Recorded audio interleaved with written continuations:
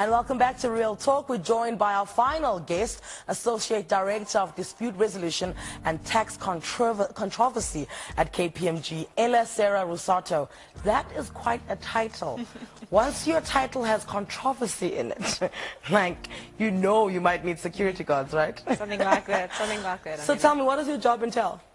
So my job is really three segments. First of all, it's protecting clients and giving them some sort of tax certainty, either by way of opinions or getting rulings from SARS, or even correcting the default with SARS via voluntary dispute resolution processes. Second of all, it's managing relationships with SARS, whether it's managing an audit or whether it's managing SARS from a policy or administrative perspective. And then finally, it's the dispute resolution part, where it's dealing with objections, appeals, maybe getting settlements for clients, and ultimately tax appeal court if it needs to. So the tax ombud, how do they fit into your production line of execution? Right. So anywhere along the production line of the life cycle they can fit into, because clients also seek assistance for us to unlock disputes with SARS.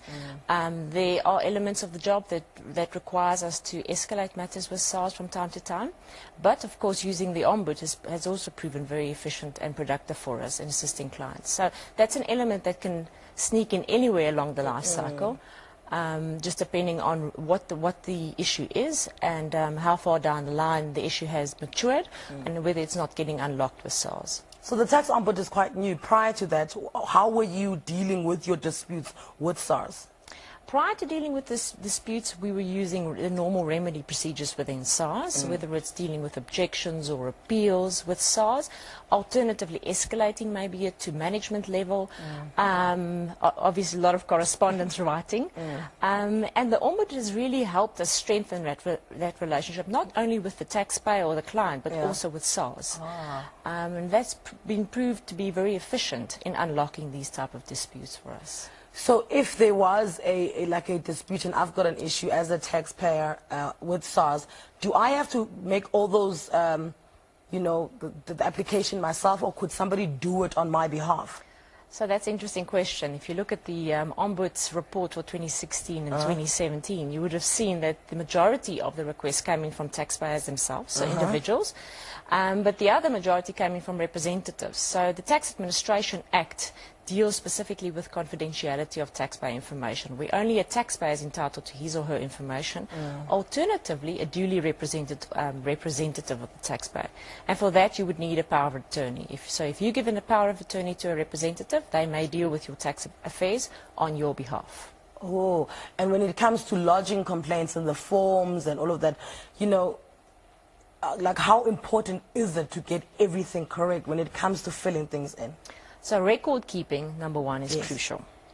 So whether it's preparing for submission of your return or whether it's preparing for your complaint submission, record keeping is crucial, because all of that will be required to prepare the submission that goes to the ombud or alternatively to SARS directly.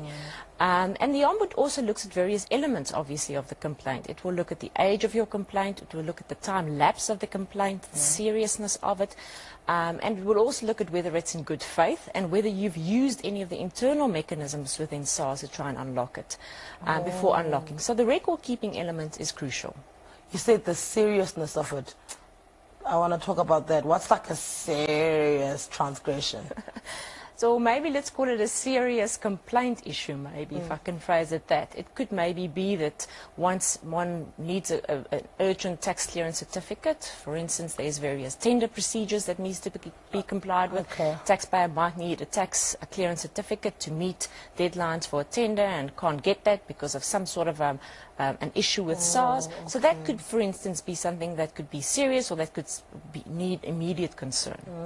When would you need a tax clearance certificate? You said tender. Do you need one to get a house, start a business? When would you need that from your end? So from our end, we see it regularly from our business clients, our corporate clients that put in tenders. And obviously also when we start doing risk analysis for clients, a tax clearance certificate would be important. But it's now become fairly easy on the e-filing system with SARS, where you can check your compliance yourself. So they've got a little toggle there that you can click to see what is outstanding. Might it be an outstanding taxes or outstanding tax return, and it gives you a red or a green light. So the red light meaning you've got some sort of an issue with SARS that you need to resolve, and the green being ready, you're compliant, you're good to go. So we see it from two perspectives. We see it from the corporate clients as well as the individual compliance, and it really depends on the type of business you're in, or, for instance, the type of contract that you might be pitching for. So if I have now my individual tax, right, and I want to get a tax clearance on that, in order to start a business, could I start a business without having cleared getting a certificate clearing me individually? I think you could. It would depend on the company tax registration requirements. So that is really a different element than the taxation element. But I think you would be able to. But it is as easy as nowadays getting it from the system. But if that's failing you, there are various redress mechanisms where you can either direct it to the Ombud or direct it via maybe a representative taxpayer that could assist you directly with SARS. Just not being frivolous. I like your smile. Would you be able to tell us, and you can say no, just like the worst tax transgression you've ever heard of, where even you guys at KPMG were like, yo, this guy, this woman. Yeah, there's been a couple. In fact, I had a long history with SARS myself, so I've seen it, let's call it, from the other side of the fence. And there's been some taxpayers that have refused to submit returns for many, many years. How do you do that? How do you refuse to submit? Well, it's complicated, Anele. This one was very highly disputed at that point in time. But there's also taxpayers that, for instance, don't have bank accounts or don't have vehicles in their names or properties in their name, and then are off the grid, if you can call it that. And that one would call the recalcitrant taxpayer, the taxpayer that's not always on the system or doesn't want to be on the radar. That's a rogue. Yes. The more illicit economy, if we can call it that. SARS has got various enforcement divisions dealing with that specifically, and then they've got the daily divisions dealing with the audit and the assessment as well. So when you say they've got divisions, basically they're investigators, like... Investigation divisions as well as the normal audit and assessment, and sometimes they're interlinked as well, depending on the nature of the taxpayer. And to wrap up, personally from your end, and we know with using your experience and all this time that you've been in the game, what is your top tip for personal tax? Right, so there's not a lot of, let's call it, loopholes in the tax system for saving on personal income tax. But what I can tell your listeners today is what's important is record keeping. So when you are preparing to put in your income tax return, make sure that you've got all your documentation ready. Your RP5, your IT3A, your medical certificate, your retirement annuity certificate. If you have business travel, have a logbook for your business travel. And then if you're a taxpayer that has a travel allowance, make sure that it's structured correctly for your expected business travel. If you're, for instance, a taxpayer that earns commission, more than 50% of your salary, there are certain deductions that you could get. Keep good record of that as well.